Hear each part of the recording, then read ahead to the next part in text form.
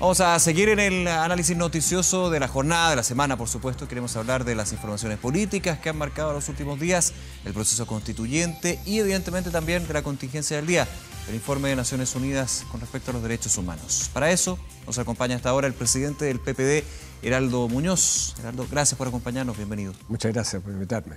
Comencemos por el primer tema. Se entregó el informe de Naciones Unidas con respecto a derechos humanos. ¿Cuál es su evaluación y también cómo ve usted la respuesta que tuvo el gobierno durante esta jornada?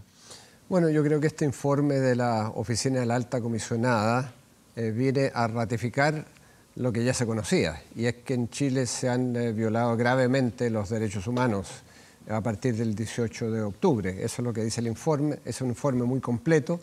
A mí me parece un informe balanceado porque también habla de los ataques contra carabineros, contra la propiedad pública y privada, y luego un conjunto de recomendaciones que creo que son importantes de atender. Hay algunas cosas del informe propiamente tal que son novedosas, que no han dicho los informes anteriores. A mí me llamó mucho la atención, por ejemplo, el que se hubiesen hecho amenazas de ejecuciones y amenazas de desaparición, porque eso nos retrotrae a los tiempos más oscuros de nuestro país. Claro, cuando se habla de ejecuciones extrajudiciales, pero desde el punto de vista de amenazas de ejecución. De amenazas, exactamente. Sí. Pero eso es, ¿qué es lo que es? Es tortura psicológica a quienes que no saben lo que está pasando. De modo que eso son cosas novedosas. Lo demás creo que ratifica o reitera con muchos detalles lo que han dicho otros informes, pero creo que este es más amplio, más riguroso, si se quiere. De las recomendaciones, a mí me llamó la atención algo que creo que habrá una pequeña polémica respecto a eso, y es que recomienda que el proceso constituyente sea inclusivo, sea transparente, sea participativo. De hecho, ya ha tenido polémica porque habla, desde la crítica se ha hablado de un tema meramente político a lo que debería indicar el informe. Claro, pero yo creo o de que... política interna, si queremos ponerle ya un apellido. Exactamente, pero creo que el informe lo que hace es ir en la línea de lo que ha sido este proceso constituyente, porque este proceso constituyente habría sido impensable sin el clamor popular, sin las protestas pacíficas que llevan justamente a que nos pongamos de acuerdo, y ese día 15 de noviembre en la madrugada, yo como uno de los firmantes y los presidentes de los otros partidos hayamos firmado este acuerdo histórico. Y lo que hace, yo creo que en ese contexto, además de decir que lo que hay que priorizar son los derechos humanos, y los derechos humanos en sentido amplio, cosa que también lo dice el informe, en términos de, se refiere a los derechos económicos y sociales también. Cuando habla del contexto que llega... Exactamente, cuando habla del contexto que lleva a esta situación de protesta nacional, de clamor popular. Y por lo tanto a mí me parece que lo que hace es referirse al contexto de lo que le corresponde investigar, a invitación del propio gobierno de Chile, del propio presidente de la República, y entonces dice que debiera ser lo más inclusivo y debiera tener entonces la participación de pueblos indígenas y paridad de género. Así que a mí me parece perfectamente atendible esa recomendación que hace el informe. Nos vamos a meter también en el tema del proceso constituyente, pero quiero seguir algunos puntos del informe y principalmente lo que ha sido la respuesta del gobierno. El gobierno valora el informe de la Oficina del Alto Comisionado de los Derechos Humanos de la ONU, pero habla de precisiones con respecto a datos, informaciones, a la veracidad y también de dónde vienen. Habla de las fake news en algún minuto. Pero aún así quiero ir más de fondo, lo que fue la declaración del canciller Teodoro Rivera. Usted fue ministro de Relaciones Exteriores, sabe que las declaraciones de un canciller tienen un tinte siempre distinto, que puede ser interpretado a nivel internacional. Y él hablaba de informes más, informes menos, preocuparnos de que vuelva la normalidad y los derechos fundamentales.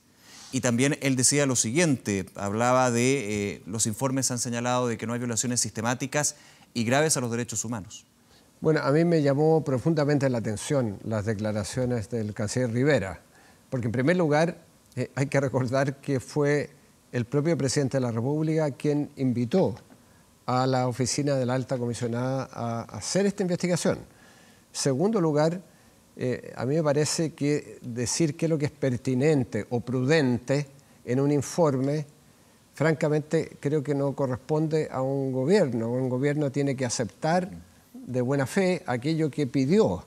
De modo que el decir esto es prudente, lo otro es imprudente, a mí simplemente no me parece, porque si no, entonces no pida que venga una comisión investigadora y que pueda presentar sus recomendaciones. Habla de precisiones, para ser exacto. Así es, pero además que diga un informe más, un informe menos. Claro, el canciller Rivera en este sentido. Eso francamente no lo entiendo. ¿Usted cree que se trata del informe, sí, a mi juicio, más serio, el que tiene más envergadura? Porque una cosa es que un organismo no gubernamental diga lo que dijo Amnesty o Human Rights Watch, pero algo muy distinto que lo diga Naciones Unidas. Claro. ¿Usted cree claramente las declaraciones que puede tener un ministro del Ejecutivo en general es muy difícil desentenderse, pero muchos han dicho ya con el correr de las horas que la declaración del canciller Rivera es distinta a la declaración que entregó en su comunicado el gobierno y también la subsecretaria de Derechos Humanos, Lorena Recabarren? Así es, y incluso me atrevería a decir que leí una declaración de un diputado de la UDI que a mí me pareció bastante coincidente con lo que yo pienso, que hay que tener apertura hacia las recomendaciones. El diputado Isacort, si no me equivoco. Exactamente, el diputado Isacort, diciendo que hay que no tener una actitud ideológica o una actitud mezquina, dice, y a mí me parece que por esa línea es donde lo que habría que ir, y por lo tanto a mí no me han dejado de sorprender las declaraciones del canciller Rivera. ¿Cómo evalúa usted, Heraldo, la posición que ha tenido el gobierno, ya hablo del gobierno y representado por el presidente Piñera con respecto a los derechos humanos? Y estos informes que han entregado esta información y van dejando ya en evidencia y claro de que han habido vulneraciones, que ha habido violaciones de los derechos humanos. Bueno, a mí me parece en definitiva muy lamentable todo lo que ha sucedido, porque Chile, después de la recuperación de la democracia, ha tenido un papel muy fundamental en la promoción y defensa de los derechos humanos, y que ahora estemos en la categoría de los que están siendo apuntados con el dedo a nivel internacional, me parece que hemos perdido mucho espacio. Pero más allá de la imagen, a mí me importan las personas afectadas, tanta gente presa, las explosiones oculares, las situaciones de violencia sexual. Francamente, nosotros habíamos pensado que esos periodos habían quedado tan atrás en el pasado y hoy día tenemos esta situación. Entonces ahora lo que corresponde es que no haya impunidad, que los tribunales de justicia investiguen y sancionen cuando hayan evidencias de transgresiones a los derechos humanos. ¿Qué opina usted cuando se critica los tiempos? Muchos dicen aquí no ha habido nadie formalizado, nadie imputado, no hay nadie en la cárcel. Otros dicen, bueno, pero es que la justicia tiene sus tiempos, hay que ver efectivamente lo que pasa. Por ejemplo, en el caso de Curicó había un soldado que estaba siendo sindicado como quien mató a una persona en Ruta 68, luego se descubrió por las pesquisas del Ministerio Público que no era ese soldado. ¿Cómo evalúa usted eso? La incertidumbre que se da con los tiempos también. Bueno, es que toda esta situación creo que ha creado alarma pública. Entonces la gente lo que quiere es que haya justicia a la brevedad posible. Y efectivamente la justicia tiene sus tiempos, se tienen que presentar las evidencias, los estándares probatorios en materia penal son bastante más altos que simplemente lo que se puede decir a nivel de una investigación periodística, incluso de una investigación internacional. Y por lo tanto hay tiempos que se toman. Lo importante es que se haga justicia y que no quede la sensación al final del día de que estas violaciones a los derechos humanos o estas acusaciones de violaciones, porque el informe es bastante cuidadoso de decir en algunos momentos aquí hay acusaciones y dice estas son las acusaciones que hay, de modo que no emite un juicio que tiene que ser por parte de los tribunales. Para darle la mayor objetividad. Para darle la mayor objetividad. Y lo único entonces que sería necesario es que el ritmo de la investigación y eventualmente entonces de las decisiones de los tribunales sea a la brevedad posible, para que no quede esta sensación de que hay un atraso y que el atraso pueda deberse a algún tipo de intencionalidad, que creo que eso no es el caso. Heraldo Muñoz, lo llevo al tema del proceso constituyente, una eventual nueva constitución, el trabajo que se ha dado desde los partidos, por lo menos lo que ya uno puede concluir hasta el minuto, es que está bien complicada la situación. De hecho, ya la oposición ha señalado de que persiste la idea de eventualmente enviar proyectos de ley sin el acuerdo con los partidos de Chile Vamos. ¿Está todavía esa idea? Hay dos cosas. En primer lugar, a mi juicio, la prioridad debiera ser de inmediato el acordar la reforma constitucional que permita habilitar el plebiscito.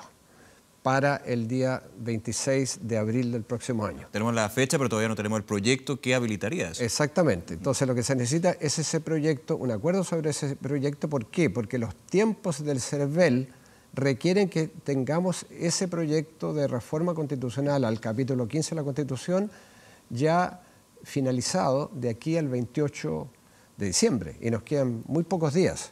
De modo que eso es lo primero. Lo segundo y paralelo es la participación en el proceso constituyente, y a mi juicio y a juicio de toda la oposición, y creemos que también una parte significativa de los partidos oficialistas, excluyendo a la UDI, creemos que es necesario tener escaños reservados para pueblos indígenas, tener paridad de género, o lo más cercano a ello, y la posibilidad de que los independientes puedan competir en igualdad de condiciones con los partidos políticos.